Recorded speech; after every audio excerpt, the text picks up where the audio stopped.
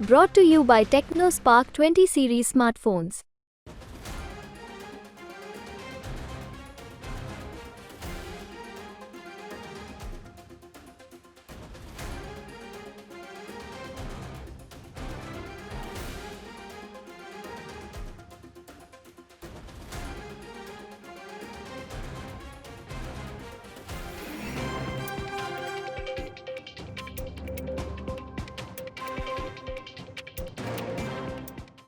કઠાલ લોકસભા બેઠકના ઉમેદવાર જાહેર થઈ ચૂક્યા છે। આપની સાથે શોભનાબેન બારૈયા જોડાયા છે।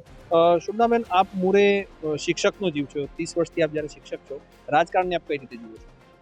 શિક્ષણના જીવ તરીકે મેં જ્યારે શિક્ષકની નોકરી સ્વીકારી ત્યારે હું નાના બાળકોથી માંડીને 8 ધોરણના બાળકો સુધી મેં ભણાવ્યા, એમના બાળકોનું ભાવિ ઘડતર કરી અને હવે જ્યારે રાજકારણમાં જ્યારે આવવાનું થયું છે ત્યારે એક મહિલા તરીકે મારી પસંદગી કરવામાં આવી છે, તો હું વિકાસનો મુદ્દો લઈને આગળ વધીશ। મારી સાથે ઘણી બધી મહિલાઓ છે, તો મહિલાઓ પણ મને પૂરેપૂરો સપોર્ટ કરશે એવી મને આશા છે। આશા નહીં પણ મને વિશ્વાસ છે કે મહિલાઓ મને સપોર્ટ કરશે। ખાસ કરીને સાબરકાંઠા લોકસભા બેઠકની વાત કરવા તો 19 લાખ જેટલા મતદારો છે અને એમાં ખાસ કરીને ક્ષત્રિય મતદારો 9 લાખથી વધારે સંખ્યામાં છે। આપની કેવી અપેક્ષાઓ છે?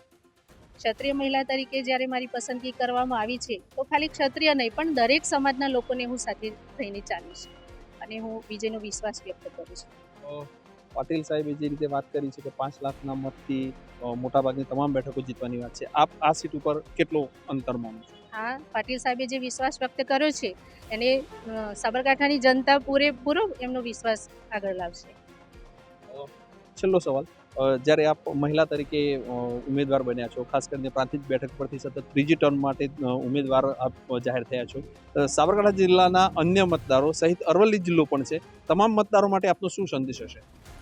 તમામ મતદારો જ્યારે સાબરકાંઠા લોકસભાની સીટના ઉમેદવાર જાહેર થયા છે ત્યારે અરવલ્લી પણ સાબરકાંઠામાં જ ગણાય છે, તો અરવલ્લી અને સાબરકાંઠા એક જ છે। અરવલ્લીના પણ મને ખૂબ ખૂબ આશીર્વાદ મળશે।